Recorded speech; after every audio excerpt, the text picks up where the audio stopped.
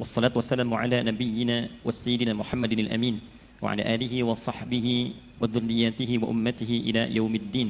نحييكم بتحية الإسلام الخالدة. السلام عليكم ورحمة الله وبركاته. Apa kabar semuanya?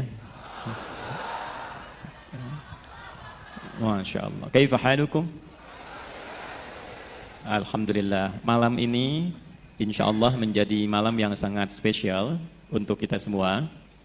Malam ini insya Allah akan tercatat menjadi sejarah yang istimewa dalam kehidupan kita.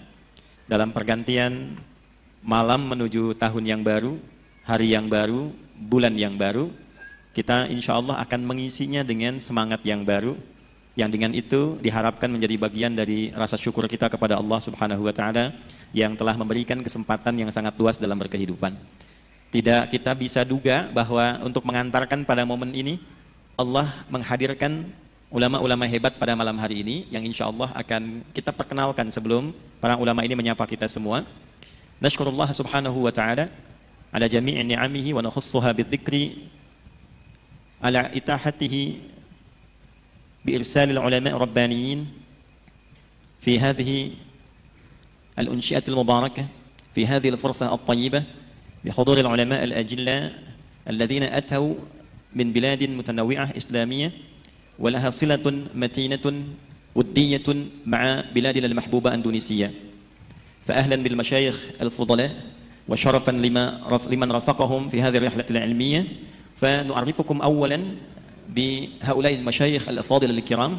أولا فهو يكون على أنا بيمينه الشيخ معالي الوزير أستاذي وشيخ المربي الأستاذ الدكتور محمد حسين عبد العزيز المخرصاوي.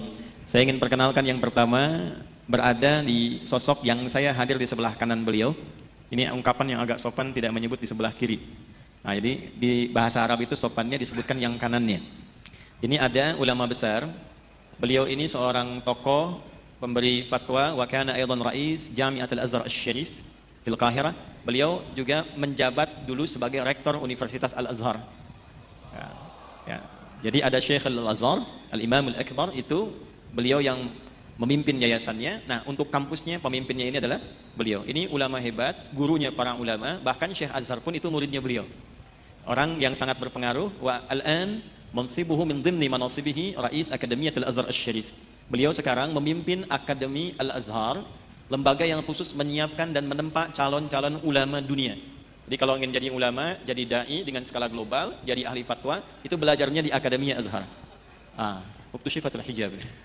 Baik, hijabnya udah kebuka ya. Ini ma'rifat orang sini, mukasyaf udah kebuka.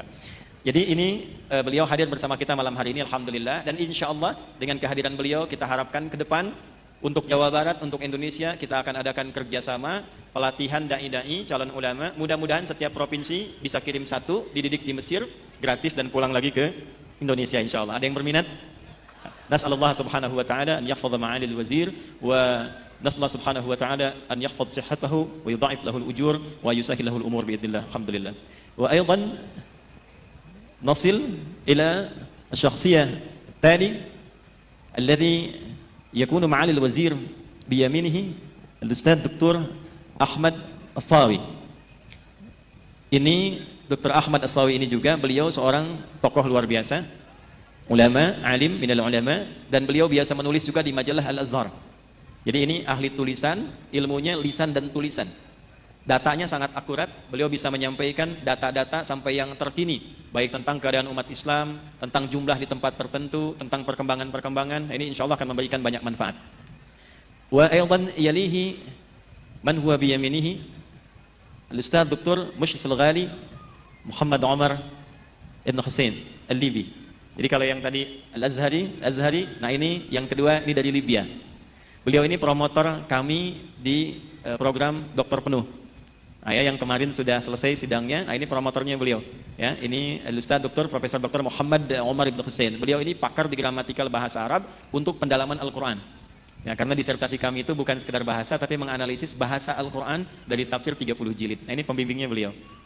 Kemudian yang selanjutnya, bijiwarihi Al-Ustaz Dr. Muhammad Hussein, wa a'taqid wa laysa bigharibin anna, li'annahu kan huna 4 sanawat di Indonesia. Di samping beliau ada Dr. Muhammad Husaini. Beliau pernah bertugas 4 tahun di Indonesia dan juga sudah bisa bahasa Indonesia sedikit. Ya. Apa kabar? Bisa tuh. Ya. Apalagi Assalamualaikum. ثم يليه هذه القاعدة تقول المعرفة لا تعرف. Nah, ini Profesor Dr. Adang Hambali, Al-Ustadz Dr. Adang Hambali, Mudir Markas Dakwah Pusdai fi Muhafadzah Jawa Al-Gharbiyah wa kadzalika Ustadz fi Jamiat Al-Win Sunan Gunung Jati. Yang ini dari Indonesia. Ya, ini ada Profesor Dr. Adang Hambali, beliau adalah pimpinan di Pusdai sekaligus juga salah satu dosen senior di kampus Win Sunan Gunung Jati. Wa biyamini syekhi wa ustadzi alladhi 'allamani 'indama kuntu taliban fi kulliyati ad-da'wah al-islamiyyah fi Trablus fi Libya. Ini adalah salah satu guru saya yang sangat kami cintai, pakar bahasa Arab, pakar bahasa Quran, pakar riwayat, Profesor Dr. Muhammad Khalifah Budairi. Alhamdulillah beliau walaupun dalam kondisi kesehatan yang diusahakan cukup baik, kita doakan tetap menguatkan diri untuk datang ke tempat ini, ke Indonesia dan menyapa kita semua. Di samping beliau, wa 'ala yaminihi Dr. Muhammad Tahir Al-Libi. Ini Laga, Libi. Ini Dr. Muhammad Tahir Laga dari Libya. Beliau ini juga salah satu pejabat di kampus Universitas Dakwah Libya, Kuliah Dakwah Islamiyah di Tripoli, pakar juga di bidang bahasa dan riwayat, hadir bersama kita. Wa khitamuhu misk bijiwarihi Profesor Dr. Ustadz Dr. Khalid Al-Aud Al-Libi. Nah, beliau juga dari Libya, Profesor Dr. Khalid membersamai kita. Ini juga seluruhnya profesor di pakar-pakar bidang dasar keislaman. La uridu an utila ilaikumul hadits li'annani al-an waqaftu mutarjiman. Wa kama 'alimtum fil qa'idah anna at-turaba idza tawajaha ma'al ma' wa wujida al-ma' batala tayammum. Ya, jadi kita sudah tahu kalau mau tayamum kan pakai debu. Tapi kalau ada air kan tayamum batal kan? Nah, ini airnya sudah ada di hadapan kita. Wa amamukum fi miyah fa ana turab fa batala tayammum. Dan nastafid min al-miyah natasarrab min ulumihim an-nafi'ah al-mufidah. Kita ingin belajar dan mendengar lebih banyak kan kalau sudah ketemu saya sudah banyak, dengan beliau-beliau jarang. Tapi kalau airnya keruh katanya tayamumnya jadi wajib katanya. Wal ma' aidan safi hadhihi al-lailah al-ma'u safi kama kana al-qamaru aidan wadihan lidzalika la yahtaju ila tayammum. Baik, kita akan berikan nu'ti kalimah li masyayikhina mabda'iyan thumma ba'da dhalika nas'a ila tafa'ul bainana lis-su'al wal jawab fil umur al-islamiyyah wa waqtuna mahdud hawali sa'ah faqat ila sa'ati at-tasi'ah lailan tawqit Bandung. Kita waktunya terbatas cuma sampai jam 9, jadi dimanfaatkan dengan sebaik-baiknya. Wa nabda bi masyiatillahi subhanahu wa ta'ala bi syekhina Ustaz Dr. Muhammad Hussein Abdul Aziz Al-Makhrasawi fa alaihi tafaddal mashkuran ma'juran. Bismillahir Rahmanir Rahim. Alhamdulillahilladzi hadana lihadza wama kunna linahtadiya laula an hadana Allah. Wassalatu wassalamu ala sayyidina Rasulillah wa ala alihi wa sahbihi wa man wala. المنصة الكريمة السادة الحضور السلام عليكم ورحمة الله وبركاته. بداية كل عام أنتم بخير بمناسبة بدء شهر رجب الأصم. نسأل الله أن يبارك لنا في رجب وفي شعبان وأن يبلغنا رمضان. ثانيا أتقدم بكل الشكر والتقدير إلى هذا البلد الطيب قيادة وحكومة وشعبا على هذا الاستقبال الذي يفوق الخيال. ولكن حينما نحلل لماذا هذا الحب المتبادل بين أهل مصر وأهل إندونيسيا، لأن العلاقة بين مصر وإندونيسيا علاقة قديمة. ففي الأزهر الشريف منذ مئات الأعوام أنشأ الرواق الجاوي نسبة إلى أكبر جزيرة ها هنا وهي جزيرة جاوا لاستقبال الطلاب من إندونيسيا. وفي العصر الحديث كانت مصر أول دولة اعترفت باستقلال إندونيسيا. ومنذ أسبوعين تقريبا سعدنا بزيارة فخامة السيد رئيس إندونيسيا إلى مصر، وزار فخامة السيد رئيس جمهورية مصر العربية السيد عبد الفتاح السيسي. ثم بعد ذلك زار فضيلة الإمام الأكبر الأستاذ الدكتور أحمد الطيب شيخ الأزهر الشريف، وختمت زيارته بإلقاء كلمته في مركز الأزهر للمؤتمرات الذي حضر في هذا اللقاء قيادات الأزهر بالإضافة إلى أبنائه من الطلاب الأندونيسيين في مصر. Setelah beliau memuji Allah Subhanahu wa taala, bersalawat pada Rasulullah SAW dan menyapa kita semua, pertama beliau menyampaikan selamat kepada kita dengan datangnya hari baru, bulan baru di tahun ini, yaitu dengan datangnya bulan Rajab, bulan yang sangat istimewa khususnya bagi umat Islam, bulan yang menghadirkan banyak tuntunan dan arah perubahan baru untuk kita semua. Lalu kemudian beliau melanjutkan, beliau mengucapkan dan menyampaikan rasa kesan yang sangat mendalam atas penerimaan yang sangat baik dari kita semua, mengucapkan terima kasih pada pemerintah Indonesia dan rakyat Indonesia khususnya dengan penerimaan yang sangat mulia, sangat baik, sangat menyenangkan. Sekaligus beliau menegaskan bahwa hubungan antara Indonesia dengan Mesir bukan hubungan yang baru, hubungan bersejarah yang telah lama teruntai, bahkan dimulai awalnya sebelum kemerdekaan Indonesia dengan datangnya orang-orang yang khusus datang dari Jawa, bahkan sebagian besar mereka datangnya dari Sunda. Maka kemudian difasilitasi pertemuan ini, terjadilah kemudian interaksi yang sangat baik, berkembang di era pertengahan, menjadi dukungan utama negara yang paling awal mendeklarasikan kemerdekaan Indonesia dari Timur Tengah adalah Mesir. Kemudian diteruskan dengan itu, baru-baru ini sekitar 2 pekan yang lalu, hubungan yang baik ini berlanjut dengan kunjungan Presiden Indonesia Bapak Prabowo ke Mesir, diterima Presiden Mesir Abdul Fattah As-Sisi. Setelah itu berlanjut berkunjung ke Al-Azhar, diterima Syekhul Azhar Syekh Ahmad Tayyib di tempat yang sangat luar biasa, tempat yang sangat istimewa, dan beliau menyampaikan pidato yang sangat menggugah, dihadiri oleh orang-orang yang penting juga dari kalangan masyarakat Indonesia. Semua ini menunjukkan hubungan-hubungan yang baik antara Mesir dengan Indonesia dan diharapkan ke depan dapat berlangsung dengan suasana yang lebih mulia. يدرس في الأزهر الشريف أكثر من 140 جنسية على مستوى العالم، وتدرس من هذه الجنسيات ما يزيد على 60,000 طالب وافد. أكبر دولة ترسل أبناءها لتلقي العلم في الأزهر هي إندونيسيا، حيث وصل عدد الطلاب إلى ما يزيد على 13,000 طالب وافد. Beliau memberikan informasi yang sangat penting, terutama bagi kita yang ingin melanjutkan ke Al-Azhar. Di Al-Azhar terdapat 140 kurang lebih warga negara asing yang belajar di sana, dan dari 140 negara ini terdapat lebih daripada 60.000 mahasiswa. Dari 60.000 mahasiswa ini, negara terbesar yang paling banyak menyumbangkan mahasiswanya yaitu Indonesia dengan jumlah 13.000 mahasiswa. Takbir.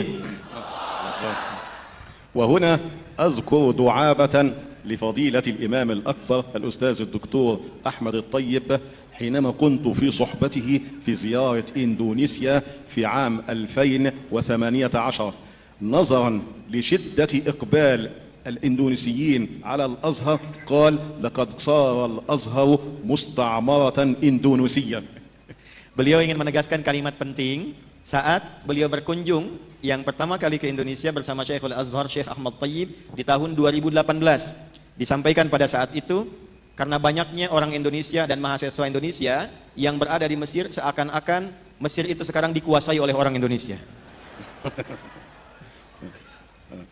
هذا إن دل يدل على حب متبادل.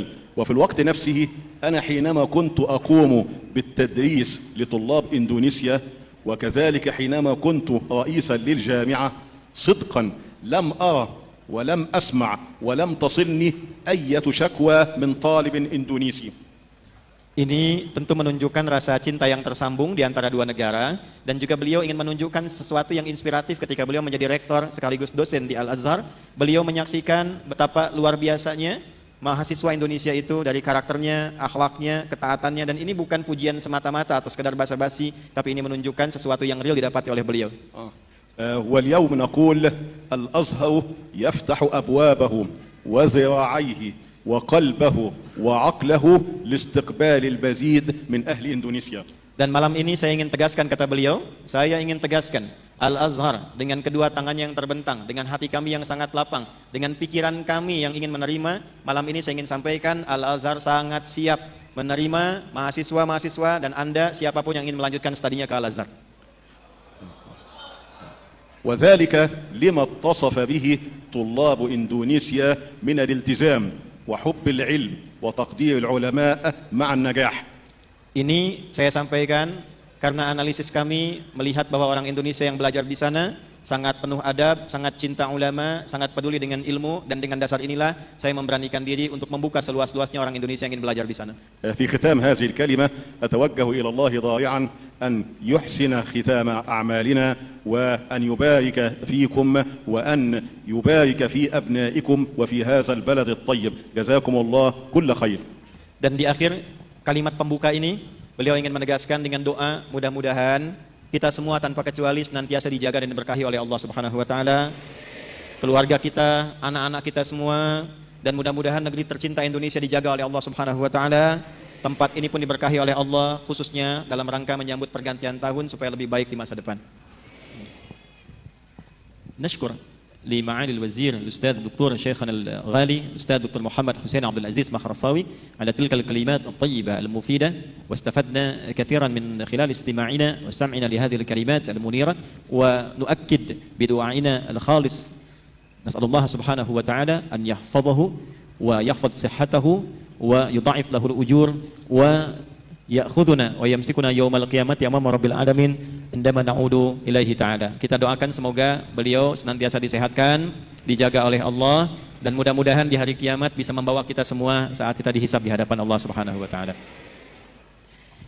من بلاد مصر العربية الشقيقة التي اشتهرت بأم الدنيا، ودائما إندونيسيا يريد أن يزيد عليها فقال إندونيسيا أبوها. ننتقل إلى البلاد الشقيقة بجوار مصر العربية وبجوار قلوبنا ولو كانت المسافة بعيدة ولكنها قريبة في قلوبنا، ليبيا. نستفيد ونستمع ونستمتع بكلمة يلقيها فضيلة الأستاذ الدكتور محمد عمار بن حسين حفظه الله تعالى، فعليه فليتفضل مشكورا مأجورا. بسم الله الرحمن الرحيم. الحمد لله رب العالمين، والصلاة والسلام على أشرف الأنبياء والمرسلين نبينا محمد وعلى آله وصحبه ومن اهتدى بهديه واتبع سنته إلى يوم الدين. أما بعد، فأحييكم بتحية الإسلام، السلام عليكم ورحمة الله وبركاته. وعليكم السلام ورحمة الله وبركاته. يسعدني أن ألتقي بكم في هذا الجمع المهيب الذي تتجسد فيه قيمة الأخوة والوحدة بين المسلمين، فلا فرق بين عربي ولا أعجمي إلا بالتقوى والعمل الصالح كما يقول نبينا الكريم صلى الله عليه وسلم.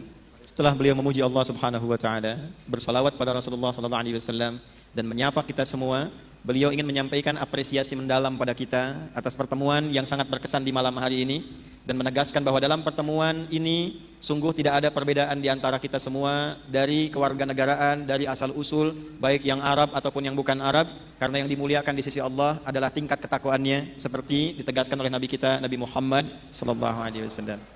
قيمة الوحدة الإسلامية تجسدت بين ليبيا وإندونيسيا، كما تجسدت بين بلدان عربية إسلامية أخرى ومنها مصر كما تفضل فضيلة الأستاذ الدكتور محمد حسين محرصاوي. فقيمة الوحدة الإسلامية، القيم الإسلامية بعامة لا بد أن تكون منهاج عمل لا قول فقط. فقيمة الوحدة تجسدت بين الشعبين من خلال وجودنا معكم هنا، ومن خلال الصلات العلمية التي ربطت بين البلدين، وطلبة الطلبة الأندونيسيون هم أبناؤنا في كلية الدعوة الإسلامية يدرسون بها ويتلقون العلوم الإسلامية والعربية في مرحلة الليسانس أو المرحلة الجامعية وفي مرحلة الماجستير والدكتوراه. Beliau ingin membuka sambutannya dengan menekankan pentingnya persatuan di antara umat Islam. Kehadiran kita semua, para masyayikh malam hari ini di sini, ini sesungguhnya menunjukkan persatuan di antara kita, yang harus dibuktikan bukan hanya menjadi teoritis yang tertulis saja, tapi ini harus dibuktikan dengan perilaku kita, pribadi kita, dan pertemuan malam ini antara Anda dan kita semua, inilah menunjukkan dari simbol persatuan. Khususnya untuk Libya dan Indonesia, kehadiran beliau dan kawan-kawan beliau dari masyayikh, ini pun menunjukkan persatuan dalam semangat keislaman, datang dari Libya sampai dengan ke Indonesia, dan lebih menarik lagi juga terjalin dalam hubungan pendidikan yang menyatukan hubungan Indonesia dengan Libya. Di kampus-kampus di Libya, khususnya kuliah dakwah Islamiyah, Di dalamnya terdapat siswa-siswa di Indonesia, baik yang belajar di tingkat lisens S1, juga tingkat magister pasca sarjana sampai ke tingkat doktora S3. ومن ثمار هذه العلاقة الحميدة أو المحمودة بين البلدين أن عقدت مشاركة علمية بين كلية الدعوة الإسلامية العالمية بليبيا وجمعية أخيار للدراسات الإسلامية، حيث وجد فرع للكلية هنا بدولة إندونيسيا يشرف علميا وأكاديميا على الدراسة الجامعية وعلى أيضا على الدراسات العليا. Ini informasi yang sangat penting. Beliau menegaskan demi menguatkan kemitraan, hubungan dan persatuan yang baik ini, alhamdulillah dari Kuliah Dakwah Islamiyah salah satu kampus yang memang khusus untuk mencetak calon dai saja. Di dalamnya ada 72 negara kurang lebih dari berbagai macam negeri, di antaranya Indonesia. Alhamdulillah telah juga dibuka di Indonesia dan telah MOU dengan Quantum Akhyar Institute. Dan jika Anda berminat juga untuk bisa mengikuti kuliah di dalamnya, baik yang di dalam negeri ataupun bisa melanjutkan ke sana, sebagai gambaran dari kuatnya kemitraan dan hubungan di antara dua negeri yang bersahabat baik ini.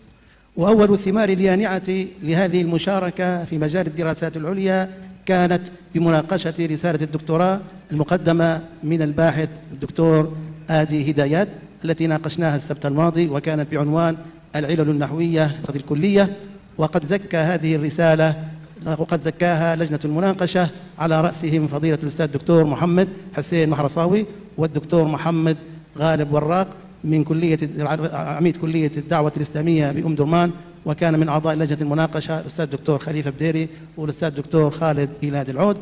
فهذه الشهادة أو هذه المناقشة جمعتنا على مائدة العلم وجمعتنا على مائدة الأخوة الإسلامية التي أمرنا بأن نستمسك بعراها ونسير وفق هداها.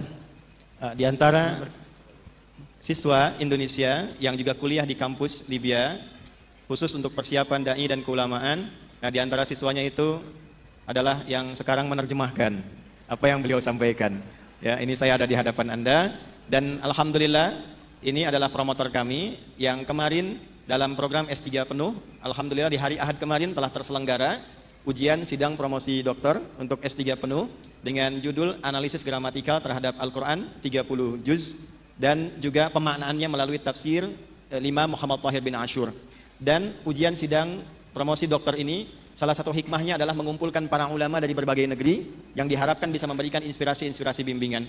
Alhamdulillah hasil dari sidang ini cukup baik dengan mendapatkan nilai summa cum laude, kemudian direkomendasikan untuk dicetak hasilnya supaya bisa juga disebarkan di wilayah Timur Tengah untuk bisa dibaca dan dikaji kemudian hari. Dan di antara pengujinya bukan dari satu negara saja, ini ada di samping kita Syekh Mahrasawi sebagai seorang penguji, ini gurunya para ulama, ada juga beliau sebagai promotor Ustaz Muhammad Umar Husin, kemudian di samping kami ulama juga ini Syekh Dr. Muhammad Khalifah Budairi, ada Profesor Dr. Khalid Al-Ud, juga ada yang dari Sudan Dr. Muhammad Ghalib, itu ulama juga hebat, ulama besar, tadi ada di Bandung dan pamit siang hari, beliau juga gurunya para ulama yang ada berasal dari Sudan. Harapannya ini semua dan pertemuan kita, beliau mengharapkan akan ada lagi siswa-siswa ke depan yang melanjutkan pendidikan, jadi kadar para ulama dan diharapkan kembali ke daerah masing-masing untuk memberikan kontribusi yang lebih baik. وإن تعجب فعجب أن يتصدى باحث غير عربي يتصدى لدراسة النحو والصرف، وقد أشار إلى هذا أستاذنا أثناء المناقشة الدكتور المحرصاوي إلى هذه الميزة، يعني طالب غير عربي يتصدى دراسة النحو والصرف، وبخاصة أن يكون هذه هدايات، فهو معروف في مجال الدعوة الإسلامية، ولكن رسالته كانت في مجال النحو والصرف، ولا غرابة في هذا، ففهم الشريعة الإسلامية ينبني على فهم اللغة العربية، واللغة العربية ليست حكرا على جنس العرب، فكل من أجاد العربية فهو عربي، مصداقا لقوله إنما العربية لسان، فكل من نطق بالعربية فهو عربي. Sebelum kita memasuki sesi tanya jawab, beliau ingin menegaskan juga jangan sampai salah memahami dengan menyimpulkan bahwa bahasa Arab itu jika diambil spesialisasinya terpisah dengan pemahaman terhadap syariat. Tidak. Justru ini adalah yang paling pokok. Memahami kaidah bahasa Arab seperti nahwu, seperti sharaf, itu adalah instrumen, alat yang paling penting, paling dasar untuk memahami kandungan Al-Quran juga hadis-hadis Nabi Muhammad SAW. Jadi semacam karya-karya ilmiah baik yang kami tulis kemarin ataupun guru-guru kita di pesantren-pesantren yang menuliskan buku itu sangat penting.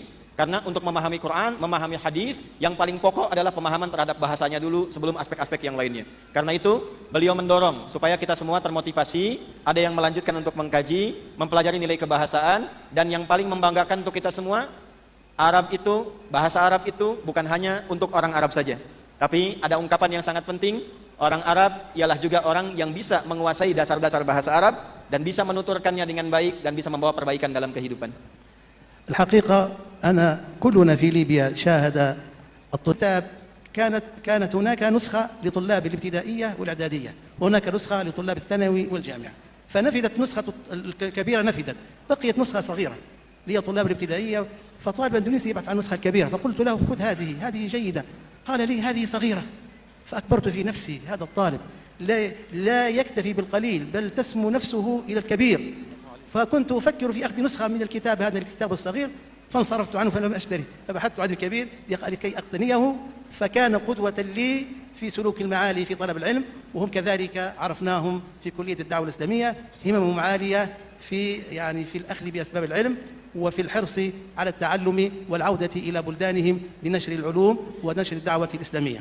Masya Allah, beliau sudah senyum tapi ini wajah-wajah memprihatinkan karena banyak yang tidak paham. Beliau menyampaikan bahwa ada pengalaman yang sangat menarik dari keunikan mahasiswa Indonesia, khususnya di kampus yang beliau asuh, bahwa yang paling menarik di bidang bahasa itu didapati kecenderungan yang sangat baik mahasiswa kita itu menguasai dasar-dasar bahasa Arab. Dan terutama ketika tahun 1997 beliau menemukan sebuah buku namanya Jami'ud Durus Al-Arabiyah. Di pesantren-pesantren kita sangat familiar dengan buku itu. Ternyata orang Indonesia itu sudah akrab dengan buku itu. Ya, sekalipun di tempat di Libya sendiri bagi kalangan remaja, anak-anak seusianya itu dianggap buku yang cukup berat untuk belajar, bukan bagian dari dasar. Nah, ini menunjukkan ternyata orang Indonesia itu menganggapnya ini buku standar, buku biasa, ya bukan yang berat-berat seperti buku-buku yang besar biasa kita pelajari di gramatikal. Beliau ingin menekankan bahwa luar biasa semangat orang-orang kita membuka peluang untuk belajar beasiswa, kita akan buka akses seluas-luasnya supaya semua punya kesempatan yang sama. Ini mohon maaf kalau saya agak sedikit bergeser-geser inovasi terjemahan supaya bisa menyesuaikan dengan konteks yang kita butuhkan. Jadi ini yang beliau tekankan, mudah-mudahan kita tetap semangat, mau belajar dan ingin menunjukkan Indonesia itu bagus dalam dasar kebahasaan.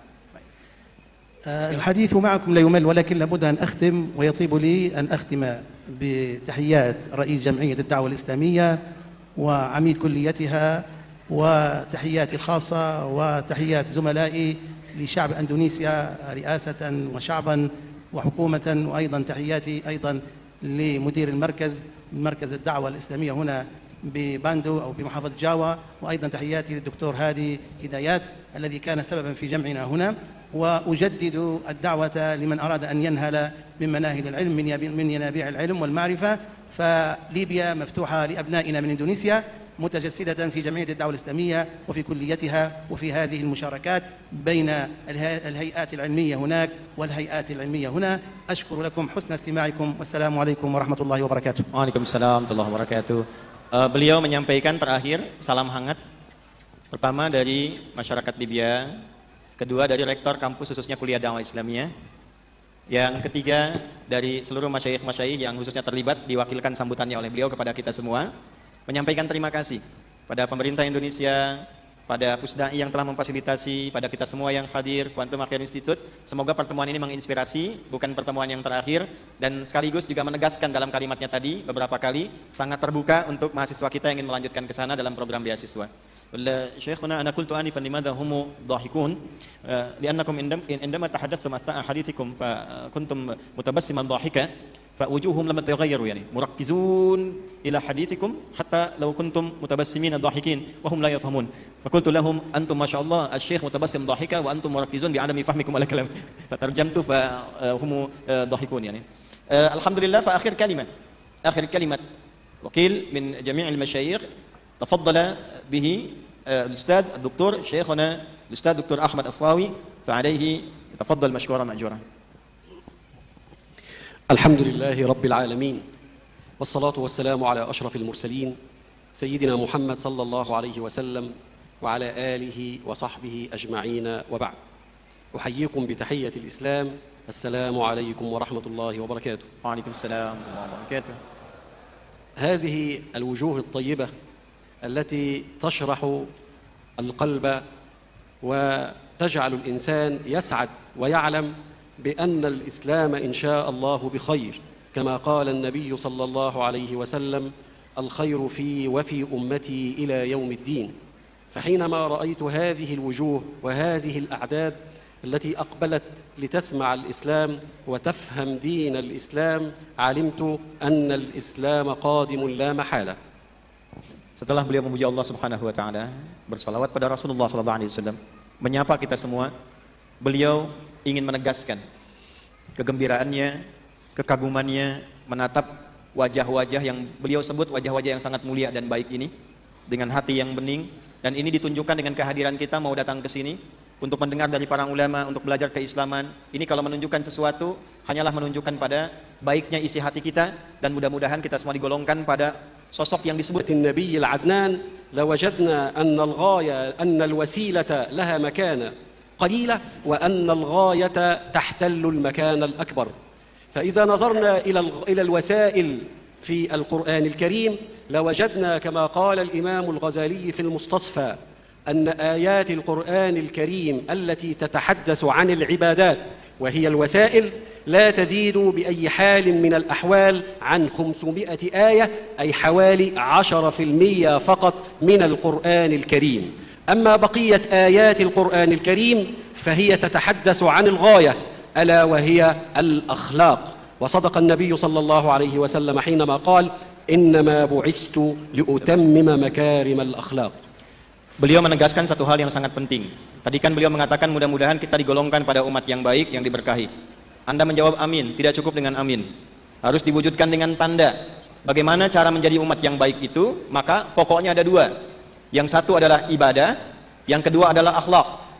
Tapi beliau menegaskan, ada salah persepsi di masyarakat. Seakan-akan menempatkan kemudian ibadah itu yang seharusnya menjadi instrumen yang mengantarkan pada akhlak, justru dipandang lebih utama dibandingkan hasilnya. Beliau menegaskan, ibadah itu adalah wasilah, cara kita mendapatkan sesuatu. Sedangkan akhlak itu adalah hasilnya. Orang yang benar ibadahnya itu terlihat kepada akhlaknya. Jadi kalau ada orang rajin ibadah, rajin sholat, rajin ubudiyahnya, tapi tidak baik akhlaknya, ini menunjukkan ada sesuatu yang tidak sempurna dan tidak bagus dalam penunaian ibadahnya. Jika Anda amati dalam kitab-kitab para ulama, misal beliau contohkan tadi dari hasil hitungan Imam Al-Ghazali saja, ayat-ayat Al-Quran yang terkait dengan ibadah itu terdapat 500 ayat, artinya 10% dari seluruh kandungan ayat Al-Quran, 6.231 ayat. Selebihnya adalah ayat-ayat tentang akhlak, tentang praktikal kehidupan yang menunjukkan keberhasilan seorang hamba dari ibadahnya. Jadi jangan sampai disimpulkan bahwa kalau ada sudah rajin ibadah, bagus ibadahnya, tapi kemudian tidak bagus dalam akhlaknya, ini menunjukkan kemuliaan atau benar ibadahnya. بل إننا إذا نظرنا إلى هذا الأمر وهو التفريق بين الوسيلة الأمر القليل في القرآن الكريم والغاية الأمر الكبير في القرآن الكريم، نجد نفس هذه النسبة موجودة في سنة النبي صلى الله عليه وسلم. كما قال الإمام ابن حجر العسقلاني قاضي قضاة مصر ومحدث العصر في عصره، قال إذا نظرنا وجمعنا أحاديث النبي صلى الله عليه وسلم بعد فحصها وتمحيصها وحذف المقرر منها لوجدنا أن أحاديث النبي صلى الله عليه وسلم 60,000 حديث، منها 5,000 حديث في العبادات، والباقي وهي الوسيلة، والباقي 55,000 حديث يتحدث عن الغاية وهي الأخلاق. Beliau juga ingin menegaskan sebelumnya beliau menyitir hadis di dalam Sunan Baihaqi yang nomor hadis 1920 tentang innama bu'itsu liyutammima makarimal akhlaq, esensi diutusnya Nabi sebagai penuntun akhlak yang mulia. Kemudian meneruskan perkataannya dengan menguatkan bahwa di dalam keterangan para ulama yang meneliti tentang hadis seperti Ibnu Hajar Al-Asqalani, kemudian juga menyimpulkan bahwa jumlah hadis Nabi yang didapatkan oleh para ulama hadis itu jumlahnya kurang lebih 60.000 hadis. Dari 60.000 ini, 5.000-nya berbicara tentang ibadah, instrumen cara kita mendekat kepada Allah. 55.000-nya berbicara tentang hasil dari ibadah, yaitu akhlak. Jadi kalau ayat Quran tadi 500 ayat terkait dengan ibadah, selebihnya terkait dengan akhlak, maka di hadis dari 60.000, 5.000-nya ibadah, 55.000-nya terkait dengan akhlak. Ini menunjukkan bahwa esensi akhlak juga begitu penting guna mendukung kesuksesan dalam penunaian ibadah seorang muslim. إذا نظرنا إلى هذه الفكرة التفريق بين الوسيلة والغاية، نجد أن آيات القرآن الكريم إذا نظرنا فيها نجد أنها دائما تتحدث عن الغايات، كما قال الله عز وجل في الصلاة إن الصلاة هذه وسيلة تنهى عن الفحشاء والمنكر، هذه هي الغاية. ولذلك يقول علماؤنا إن الصلاة تبدأ حينما تخرج من المسجد، تصلي وتقف في الصف الأول، ثم تخرج لتسب أو تشتم أو تقصر في عملك أو تقصر في حق وطنك فأنت ربما نجحت في الوسيلة ولكنك فشلت في الغاية. Jadi beliau menyimpulkan dari dasar penelusuran ulama terhadap kandungan Al-Quran dan Hadis, didapatkan hubungan yang sangat erat antara ibadah dengan akhlak. Tapi juga jangan dilupakan bahwa ibadah itu wasilah, akhlak itu adalah ghayah, tujuan pokoknya. Kita ambil praktek contohnya di surat Al-Ankabut, surah nomor 29 ayat 45. Innas salata tanha 'anil fahsya wal munkar. Innas salah, itu salat itu wasilahnya. Sungguh salat yang ditunaikan dengan benar itu. Salatnya itu betul ibadah, itu ibadahnya. Tapi bagaimana ibadah itu dipandang berhasil? Ketika melahirkan hasilnya akhlak, tanha 'anil fahsya wal munkar. Jadi kalau ada orang kelihatan sholat, menunaikan rukunnya, tapi tidak tercapai tujuannya, maka ada yang tidak sempurna dalam cara menunaikannya. Oleh karena itu, ada ulama yang mengomentari, sholat yang esensi, sejati, real dari sholat itu, sesungguhnya pembuktiannya akan dibuktikan ketika Anda keluar dari masjid. Yang di dalam itu praktikal, formalnya. Tapi praktik substansi dari praktikalnya dimulai sholat sesungguhnya. Real sholat itu ketika keluar dari masjid. Apakah benar sholat di dalam masjid? Akan kelihatan ketika keluar dari masjid. Jadi kalau kelihatan di dalam khusyuk mau nangis, ternyata keluar pakai sendal orang, nah itu berarti belum benar sholatnya. بل إننا